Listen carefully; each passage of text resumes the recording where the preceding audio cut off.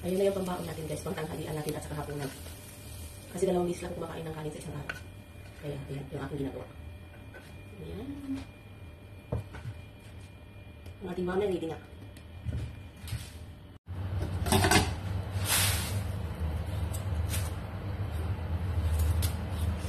Ang ating ulam ngayon guys ay itong patatas na may karning baka galing sa lata. Ayan, para maiba naman. Nagkakaroon na kung hindi nakapag-ulam ng baka na galing sa lata. Kaya ito yung aking ulam ngayon.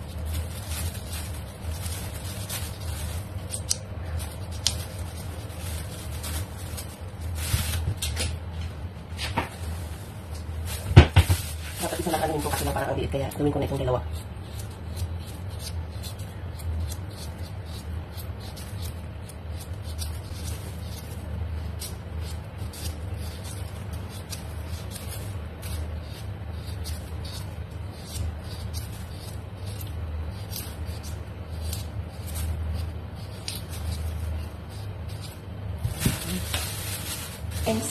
So, magluluto tayo ng karning baka na galing sa lata na may patatas.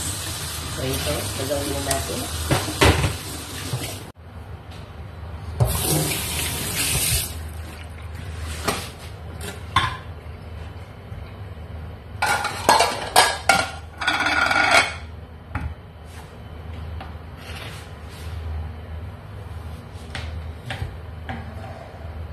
Matagal na tayo hindi nakakain ng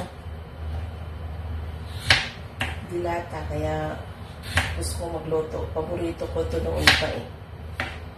So, nakita ako, pumunta ko sa supermarket nung galing ako sa duty. Dumaan ako at bumili ako ng mga dilata. Para minsan pag tinatamad akong magluto, mamadalian lang. Kahapon ang ulam ko is munggo na may pritong isda. Kaya, ayan, iba-iba naman ngayon. Kasi pag pabalik-balik din ang ulam, nagsasawa ka rin. Parang sa ex mo lang. O, ayan.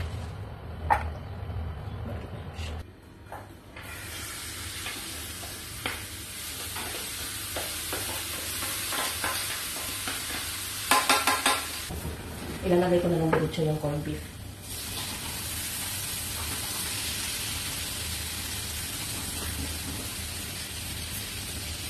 Ganun lang talaga magluto ng